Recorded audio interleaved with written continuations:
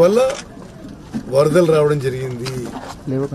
వరదలు మొదలైన మొదటి గంట నుంచి, అతి భారీ వర్షం మొదలైన మొదటి గంట నుంచి ముఖ్యమంత్రి, ఉప ముఖ్యమంత్రి, రాష్ట్ర మంత్రివర్యులందరూ, ఎమ్మెల్యేలు, ఎంపీలు అందరూ కూడా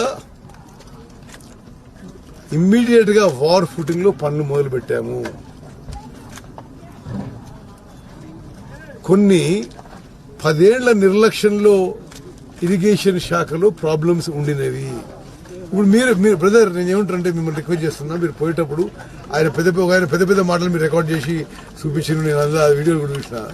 ఓకే, ఎవరికి ట్రైనింగ్ ఇస్తున్నట్టు మాట్లాడాలని. నేనేమంటారంటే, మీరు ఈ కాలు వెంబడి పోతూ కాలు చూసుకుంటూ పోండి. 10 ఏళ్ళు గవర్నమెంట్ ఎవరున్నారు? మేము వచ్చి 6-7 నెలలు అయింది. ఇంకోటి, గవర్నమెంట్ ఇరిగేషన్ శాఖలో మ్యాన్ పవర్ కూడా తగ్గిపోయి, విషయం కూడా నిర్లక్ష్యం వహించని 700 మంది బీటెక్లని, బీఈలని అసిస్టెంట్ ఎగ్జిక్యూటివ్ ఇంజనీర్లుగా మేము రిక్రూట్ చేసి ఎల్లుండి వాళ్ళకి అపాయింట్మెంట్ లెటర్స్ ముఖ్యమంత్రి గారి ద్వారా ఇస్తున్నాం. అసలు కాలువల మానిటరింగ్ మీద, కాలువ మీద నడిచి పరిస్థితి ఎప్పటికప్పుడు తెలియడానికి లస్కర్ల సంఖ్య తక్కువ ఉండే. 1800 మంది లస్కర్లను రిక్రూట్ చేస్తున్నాం. అంటే 700 మంది ఇంజనీర్లని, 1800 మంది లస్కర్లని మా ప్రభుత్వం రిక్రూట్ చేయాల్సి వచ్చిందంటే ఎంత గ్యాప్, ఎంత వేకెన్సీలు, ఏ విధంగా ఇరిగేషన్ శాఖకు నిర్లక్ష్యం గురి చేసిన వాళ్ళు ఈ రోజు ఇది విమర్శించడం ఇది చాలా వికారంగా, వికృతంగా ఉంది.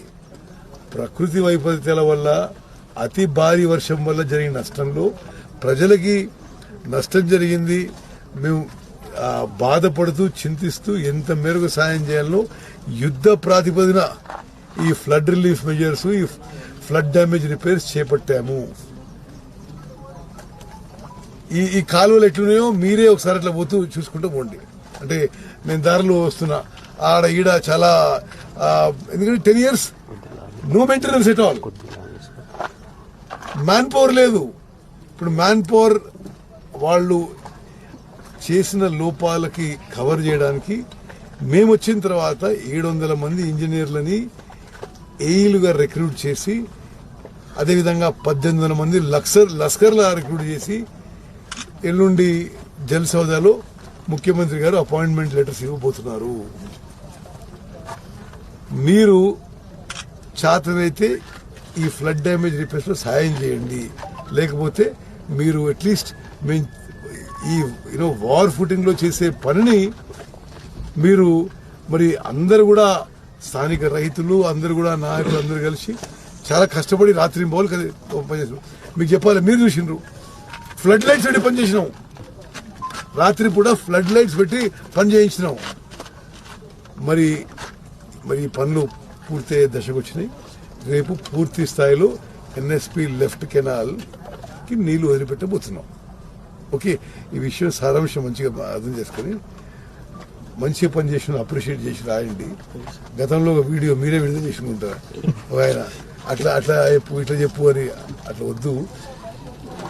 సూర్యాపేట జిల్లాలో నాకు తెలిసి ఎక్కడైతే ఒక 200-300 ఎకరాల్లో కొంత నష్టపోయే పరిస్థితి వస్తే, ఇప్పుడు చీఫ్ ఇంజనీర్ గారికి, కలెక్టర్ గారికి ఆదేశాలు ఇవ్వడం జరిగింది. ఈ రోజే తిరిగి మీరు అక్కడ ఎక్కువ వాటర్ పంప్ చేసి ఆ క్రాప్ ను కూడా రివైవ్ చేసే ప్రయత్నం చేయండి అని చెప్పి నేను చెప్పిన. రేపటి వరకు అది కూడా ఫీడ్బ్యాక్ వస్తుంది. ఓకే.